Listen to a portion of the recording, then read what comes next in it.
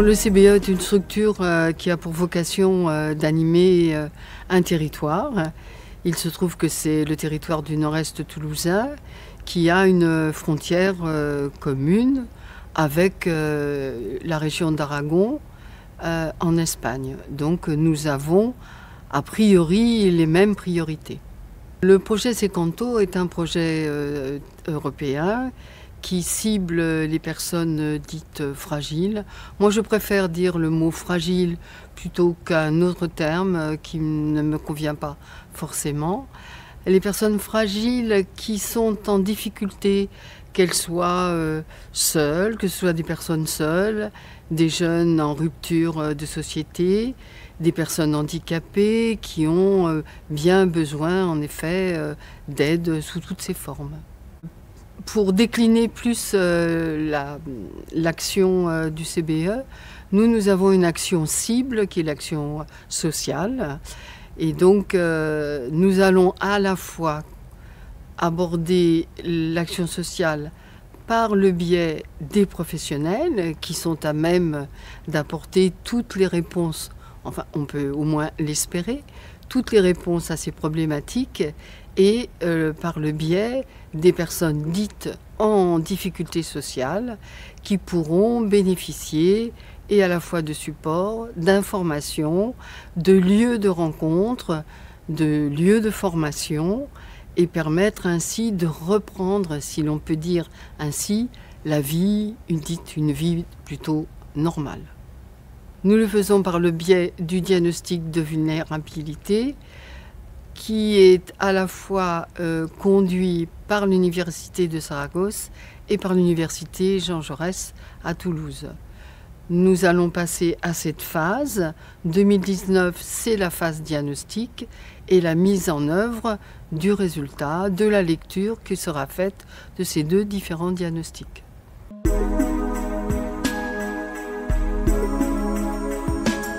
Alors Pech-Beaugneux est dans le projet Secanto parce que c'est une ville particulière de 4700 habitants, une petite ville, mais qui a 9 établissements médico-sociaux, ce qui est assez extraordinaire.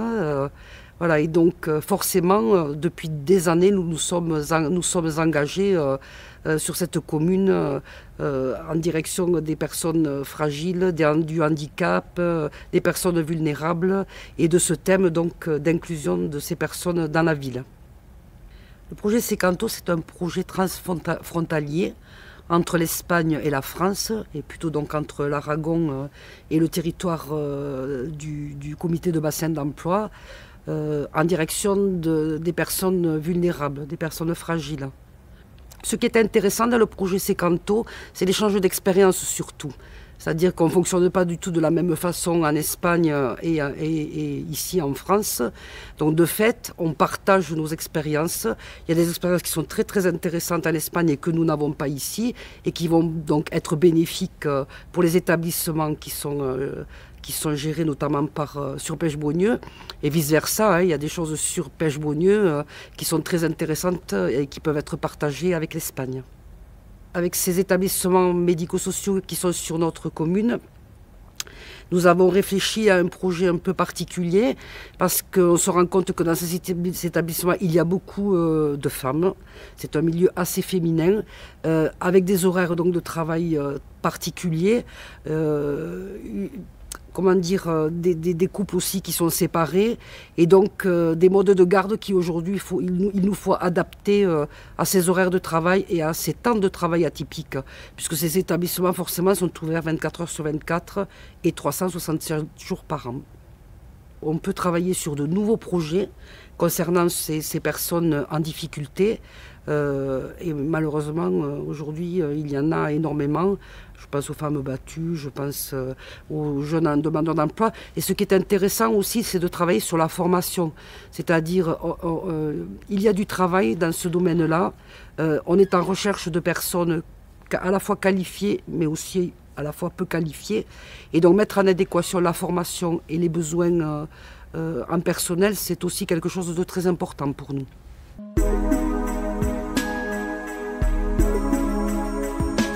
L'important de Marie-Louise, c'est l'esprit collectif des familles. On vient à Marie-Louise, certes, parce qu'on a besoin que son enfant soit accueilli, mais également, on est des parents qui sont prêts à aider tout en respectant surtout tout ce qui est direction administrative, c'est-à-dire que les directeurs de nos établissements sont patrons de leur établissement, mais la Fondation est là pour aider et donner une sorte de souffle pour ne pas sentir que les établissements sont seuls et pour savoir quel est le meilleur demain pour nos résidents. Voilà, aujourd'hui nous avons à peu près 280 résidents, à peu près plus de 300 membres du personnel, et tout ça marche dans un esprit, disons, agréable. Marie-Louise, le but surtout, c'est comment les parents en difficulté peuvent trouver une solution pour leur enfant qui n'est pas toujours facile. Et le but, plus que jamais, le meilleur sans vouloir le possible, est vraiment à nos yeux la base numéro 1. La Fondation, un jour, a été contactée pour faire partie d'une mission générale transpyrénéenne et surtout un travail avec éventuellement des établissements comme nous. Ceci, pour nous, a été quelque chose de très important car, en plus du développement local, purement français, si vous voulez, il était important de connaître ce qui se fait à l'extérieur.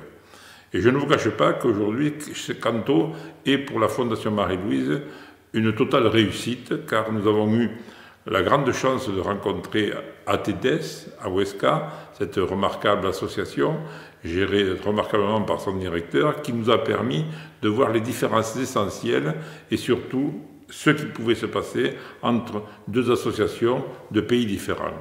Aujourd'hui, les échanges sont très réguliers afin de faire connaître aussi bien à notre personnel comment ça se passe en Espagne et inversement à l'Espagne de venir voir l'approche que nous avons sur le monde du handicap.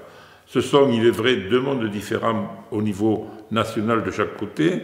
Nous avons la chance de vivre dans un pays qui fait le maximum pour le handicap, où, grâce à la création des établissements de Marie-Louise, qui sont maintenant 7, nous pouvons accueillir quasiment 300 résidents, et qui nous permet aussi de voir comment nos amis espagnols traitent le handicap.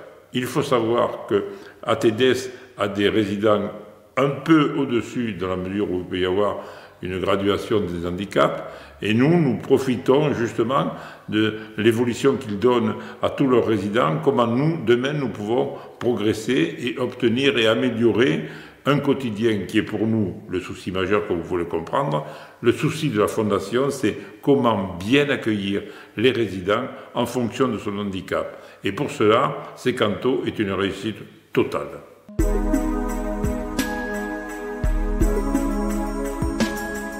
Nous sommes très contents donc d'accueillir l'ensemble de ces partenaires ici au lycée Loustal. Nous avons donc un gros travail en commun à faire sur la création d'un référentiel de formation, la création aussi de documents pour ces stagiaires qui seront français, espagnols et préparer tous les échanges franco-espagnols pour des personnes qui vont se former de part et d'autre des Pyrénées.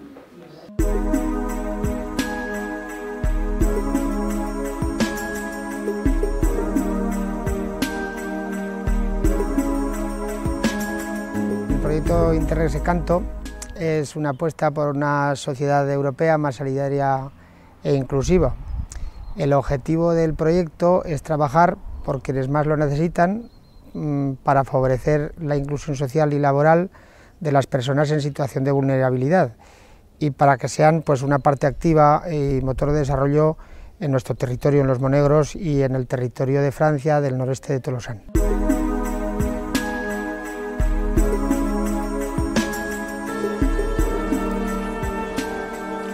El Instituto de Estudios e Investigación de los Monegros es socio de este proyecto Secanto. Dentro de nuestras competencias en la comarca de los Monegros está la formación en educación de personas adultas. Ya hemos realizado cursos de atención sociosanitaria y atención a personas mayores en domicilio y en instituciones.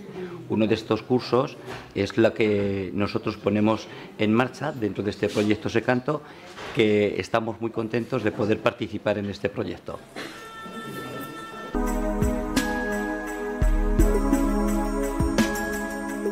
Nos gustaría tener una presencia de alguna residencia también o de algún centro que pudiera ser gestionado por Atades Huesca en la comarca de Monegros, ¿no? Ya sabéis que se está dinamizando mucho la zona de la Cartuja y todo eso. Bueno, pues pensamos que es un entorno de futuro y ahí deberíamos estar presentes en algún centro de atención a todo este tipo de personas. Hay dos entidades sociales, la entidad María Luis, la Fundación María Luis, que está en Francia, y la entidad Atades Huesca. Entonces es muy interesante que se conozcan cómo se desenvuelven las personas con discapacidad, cada uno en los dos entornos. Una vez fue en Francia, como os decía, y ahora 3 días aquí. ¿Qué hemos hecho? Enseñar todas las características y posibilidades que hay de vivienda, de vida independiente, de autonomía, pues como en este entorno tan magnífico de estas casitas de madera, otras residencias donde es más severo la discapacidad o necesitan más apoyos, otros más independientes, otros dentro de la ciudad. Un poco ver todas las posibilidades que hacemos con cada una de las personas. No todas las personas necesitan los mismos apoyos y como entidad tenemos que ofrecerle el apoyo adecuado a cada persona con discapacidad que atendemos.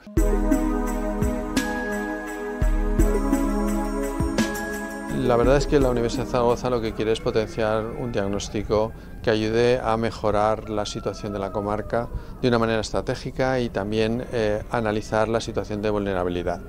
Para ello lo que hacemos es acompañar sobre todo a la gente que realmente conoce la comarca, que son los políticos, los técnicos, las asociaciones y la sociedad en general. Pero también tenemos un papel interesante y es que desarrollamos innovación, ¿no? Entonces lo que estamos aplicando es unas innovaciones tecnológicas ligadas a los sistemas de información geográfica.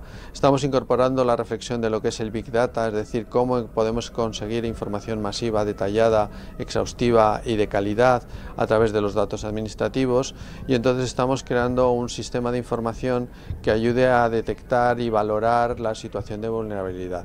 Pero también se convierte en una herramienta que pueda servir para la gestión, el desarrollo y la ordenación del territorio de la comarca y fundamentalmente de los municipios, ayudándoles a mantener la información y a crear conocimiento.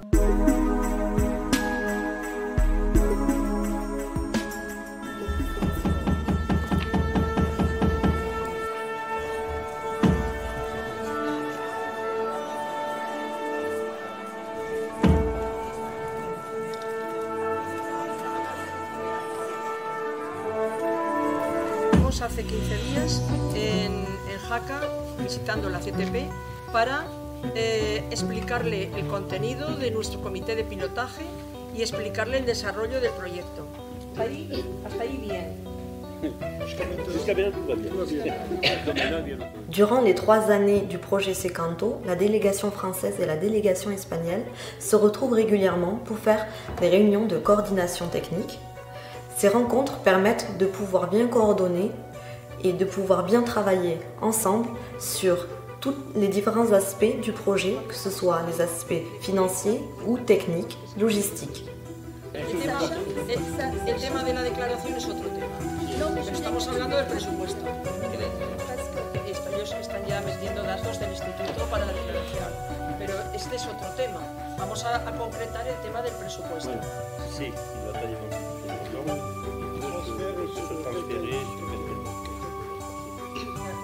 entonces no hay problema. La CTP nos ha puesto un puente grande para dialogar, para reflexionar sobre lo que hay mucho dinero y el resto de socios.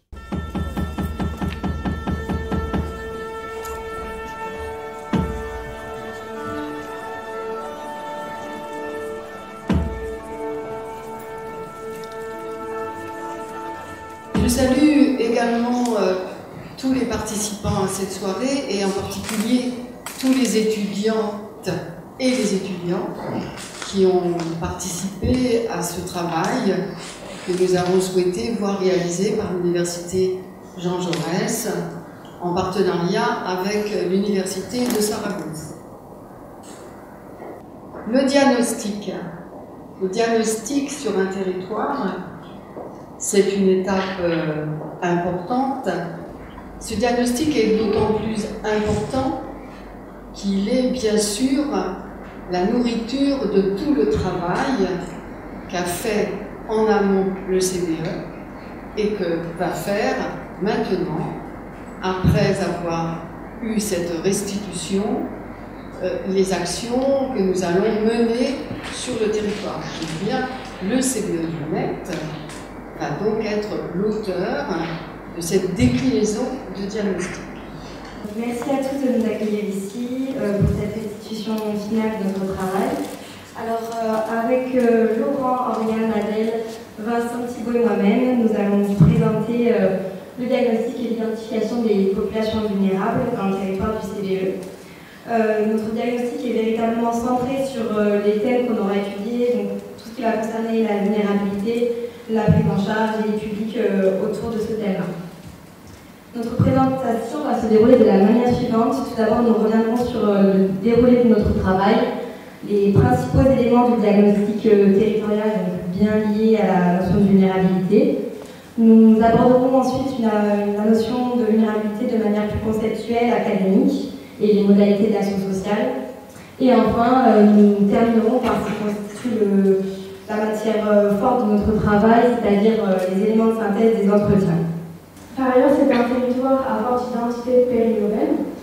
Il s'agit d'une typologie d'espace qui est définie par le géographe Martin Vanier comme de tiers d'espace, marqué par de forts déplacements de domicile-travail.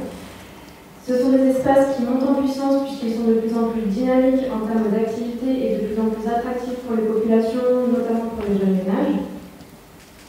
Enfin, ce sont des territoires qui sont essentiellement marqués par la fonction résidentielle, mais qui tendent à être de plus en plus hétérogènes et multifonctionnels.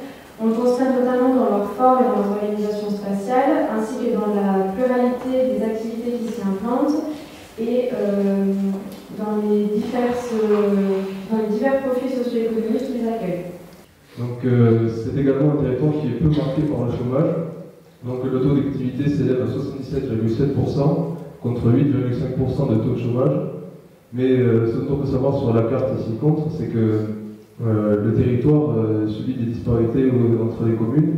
Une commune comme Villemur-sur-Tarn va présenter un taux de chômage de 13,9%, tandis que des communes comme Corée présenteront, elles, un taux de chômage de 3,8%, ce qui fait un écart de 8 points et ce qui est assez conséquent au sein d'un même territoire. Donc dans un premier temps, nous avons les jeunes en recherche d'emploi. Donc deux communes se distinguent sur cette carte, donc les communes de Bondigou et d'Azas. Et nous pouvons également nous apercevoir qu'il y a 9 communes qui ont un taux de jeunes en recherche d'emploi supérieur à 1%. Donc nous avons commencé par déterminer les thèmes afin de former notre grille d'entretien. Vous avez les thèmes qui s'affichent ici et vous avez également un extrait de la grille pour voir un petit peu comment on l'a structurée. Par la suite, nous avons réalisé des entretiens sur le terrain pendant 2 semaines. On a réalisé en tout 66 entretiens qui sont avec un large panel d'acteurs que nous avons catégorisés de la manière suivante. Donc des acteurs sociaux institutionnels, des acteurs de l'insertion et de l'emploi, des acteurs médico-sociaux, les services d'aide à la personne, les acteurs éducatifs, les associations caritatives et les élus. Alors, de ces entretiens, on en ressort 3 domaines d'action. Le premier étant l'accompagnement vers l'emploi. Alors, ce sont de nombreuses réunions entre acteurs de l'emploi et l'insertion, donc les IME, donc Institut médico-éducatif, CBE du Net, Cap Emploi. On peut préciser aussi, à titre d'exemple, pour le jardin du Giroud, qu'elle participe à des réseaux de médiation, en partenariat avec les MDS et aussi avec les missions locales. En deuxième action, le soutien caritatif. Alors avec par exemple les secours catholiques, c'est pareil, elle collabore avec des élus, des travailleurs sociaux, avec des associations aussi. Professeur, mesdames, maîtres de conférence, mesdames, messieurs les étudiants, bravo pour votre prestation. Bravo.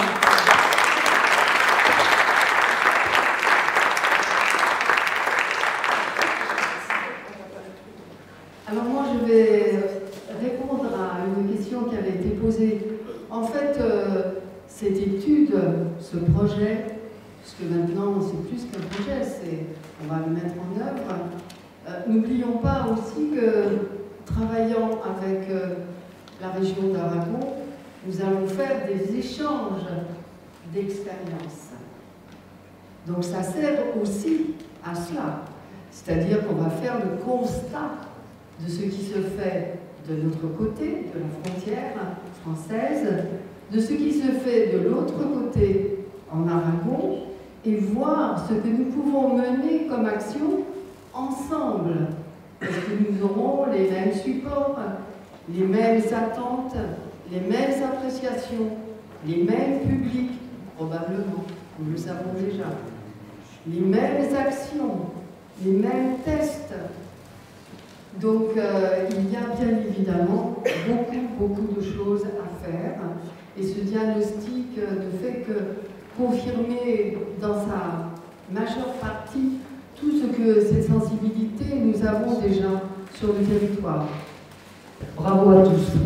Et pour nous, élus de ce territoire, c'est un travail qui est extrêmement important parce que c'est ce qui nous permet à nous, après, vous le disiez, d'adapter nos politiques, d'adapter notre action en direction des publics.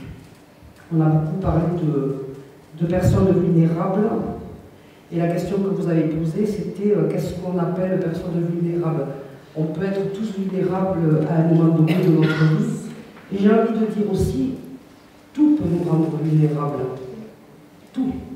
Mais cette fois-ci, on a souhaité être présents tous les deux du fait de l'importance de cet événement, parce que c'est un événement important. Et puis parce que aussi, nous sommes tous les deux impliqués un petit peu plus que nous pouvons l'imaginer dans le cadre de nos fonctions, puisque Sabine est très impliquée dans le projet Secanto au titre de ses fonctions de maire de Pêche-Beaulieu, et que moi-même je suis très impliqué dans ce projet, puisque au conseil départemental je suis en charge des fonds européens et que j'ai été amené à défendre ce projet au POCTEFA pour obtenir le financement nécessaire pour mener ce projet à son terme. Et j'insiste souvent, et vous allez le voir dans quelques semaines, hein, on a un grand événement avec l'Europe, ce sont les élections européennes. Alors n'ayez crainte, je ne veux pas vous tenir de discours politique, mais simplement faire remarquer à chacune et chacun qu'un projet comme celui-ci, c'est un exemple concret de ce que l'Europe fait pour l'ensemble des citoyens, pour ce que nous sommes, les femmes, les hommes de chacune de part et d'autre de la frontière. Moi j'ai été très impressionné par la façon dont vous avez mené cette étude, et qui est une étude qui va nous permettre de nous enrichir et de renforcer notre réflexion pour être plus efficace. C'est la raison pour laquelle, très sincèrement, je suis vraiment enthousiasmé par les résultats de l'étude que nous allons utiliser au quotidien, pour le bien de notre territoire et puis pour la belle aventure de la construction européenne. Merci.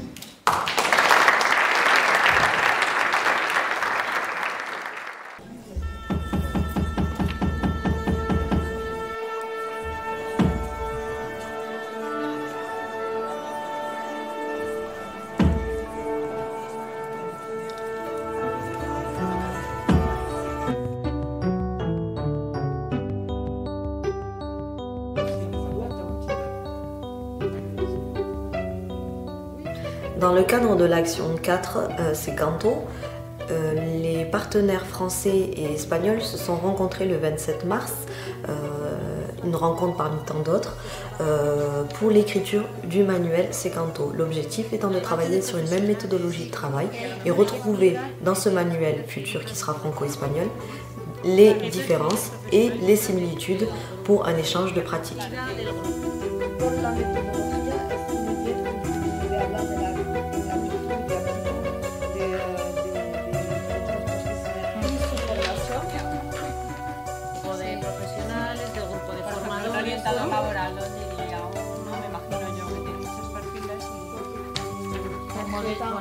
Con modelos iguales. Sí, por todos los profesionales, y es muy importante de definir los profesionales.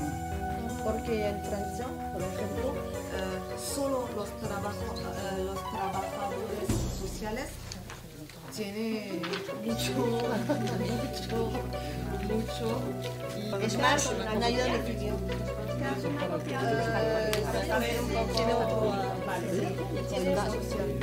Está muchísimo más especificado todo los profesionales. También el enfoque así como... Ella pone características psicológicas.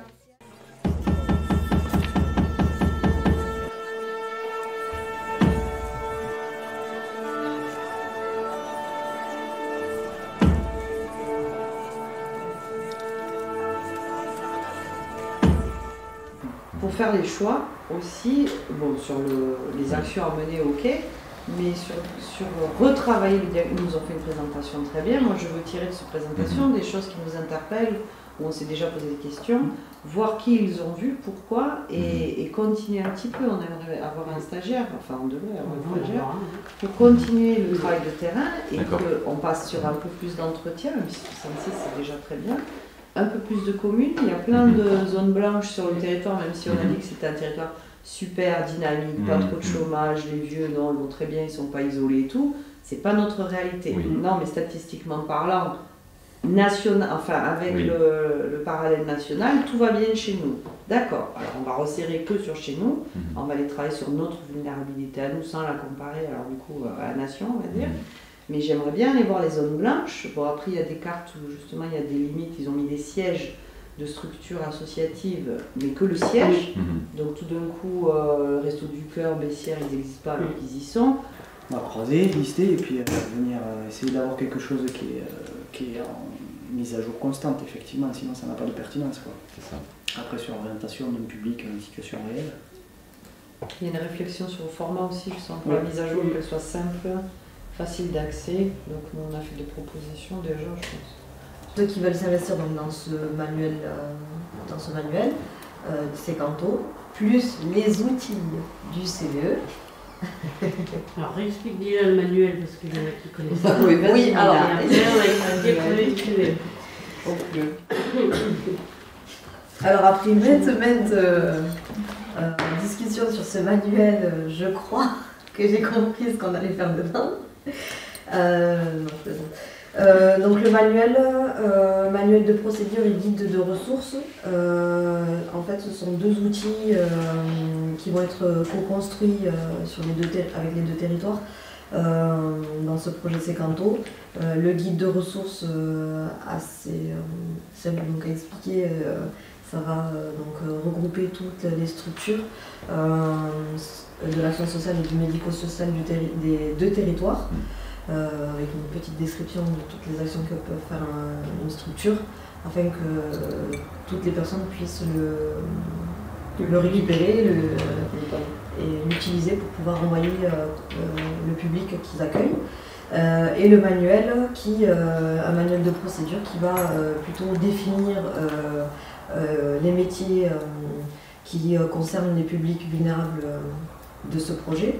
On y a réfléchi. Le truc, c'est qu'il faut y être alors je crois que c'est mercredi, jeudi, hein, oui, c'est ça. Donc le mercredi midi, c'est toi qui nous avais dit qu'il y avait tous les politiques qui passaient, etc. Il fallait mieux y être. Donc, les réunions elles commencent pour l'après-midi. Voilà. Mais à midi, normalement, on accueille les Espagnols aussi. Donc, est-ce qu'il y a une structure, c'était l'objet de ma question aujourd'hui, pour manger sur place? Ça attire énormément tout ce qui est bonbons, en fait. Après, on peut mettre des bonbons sans qu'il y ait écrit Secanto dessus. Oui. Ouais, mais c'est dommage. Ah, c'est vrai, moi je trouve que c'est bien. Ouais. C'est qui avait dit qu'il avait les rétroprojecteurs? Moi je peux en mettre à dispo. Vidéoprojecteur, oui. C'est moi qui en avons. Oui, moi j'en ai un aussi. Sur vidéoprojecteur. C'est deux aussi. Hein.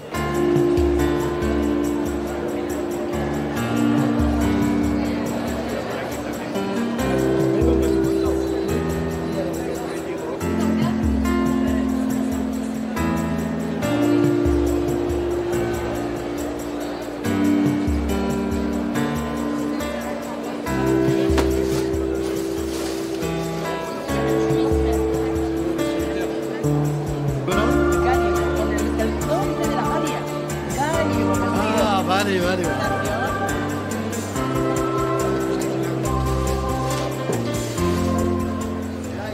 Sí, Tendremos que empezar una relación. Sí. Una relación, a ver qué son las cosas que podemos trabajar en común. Sería algo, me parece interesante. Podríamos tener alguna pequeña reunión entre hoy o mañana, buscar un hueco. CPE-Lunet, c'est le comité bassin d'emploi du Nord-Est toulousain. Vous avez la fondation Marie-Louise avec M. Jean-Paul Estemont, M. Henri Bourrul, merci. Voilà. Donc moi-même, je représente le lycée Loustal à Montassou, la conseillère. Donc on est tous investis sur ce chemin de l'inclusion, d'accord, pour permettre justement à des personnes en difficulté, en vulnérabilité, de rapprocher à une vie sociale. Donc on est sur des projets notamment de formation, une nouvelle formation qui est en cours, mais aussi la mise en place d'un manuel qui va être autant en Espagne qu'en France, un manuel qui va permettre de répertorier les professionnels, notamment dans le cadre du handicap et de l'inclusion. Sur ce projet-là, vous êtes déjà accompagné par la région? Non. Justement, ça permettrait d'en discuter. C'est grâce à nos amis espagnols qui ont l'habitude de travailler avec l'Europe, qui nous ont mis dans ce train qui passait. Oui. Et donc on a pour ça, ils sont dynamiques. Ils sont très dynamiques.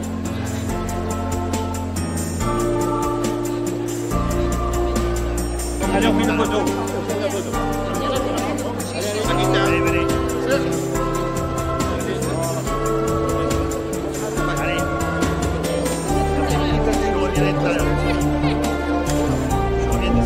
Merci. Merci.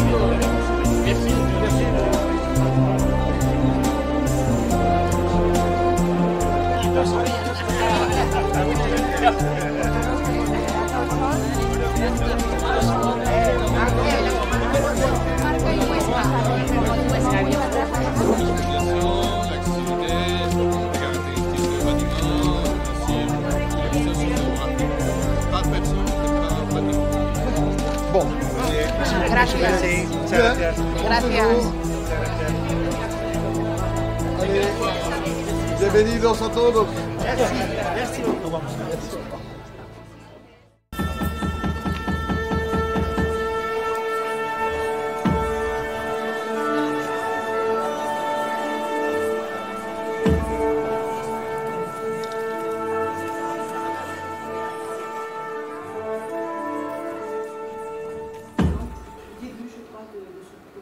Dans le cadre de l'action 5 Secanto, avec le lycée Loustal et la délégation espagnole, nous travaillons aujourd'hui sur une réunion assez technique concernant la formation moniteur accompagnateur de la mobilité inclusive.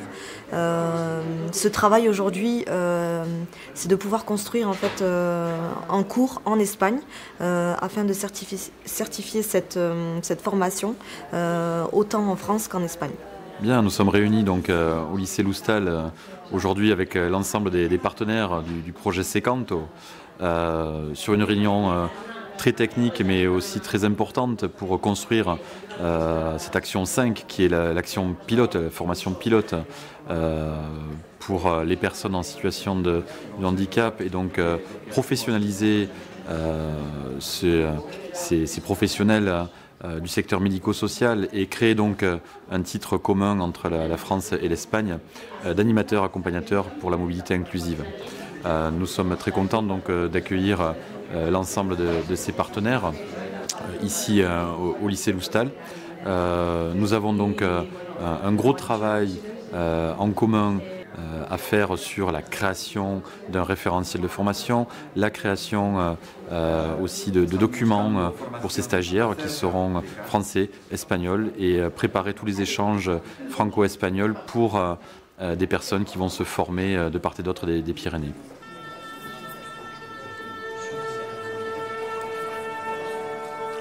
El Instituto de Estudios e Investigación de los Monegros es socio de este proyecto Secanto. Dentro de nuestras competencias en la comarca de los Monegros está la formación en educación de personas adultas.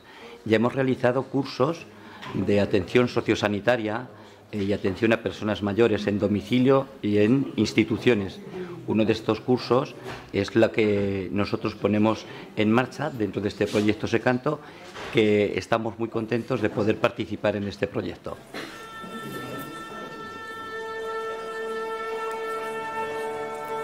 Desde Atades Huesca tenemos el compromiso con el proyecto Secanto de homologar el curso Secanto.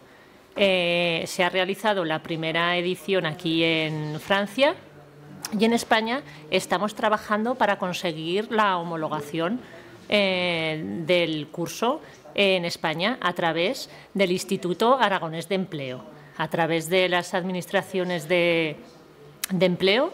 Intentaremos que todos los alumnos tengan un certificado oficial del curso Secanto.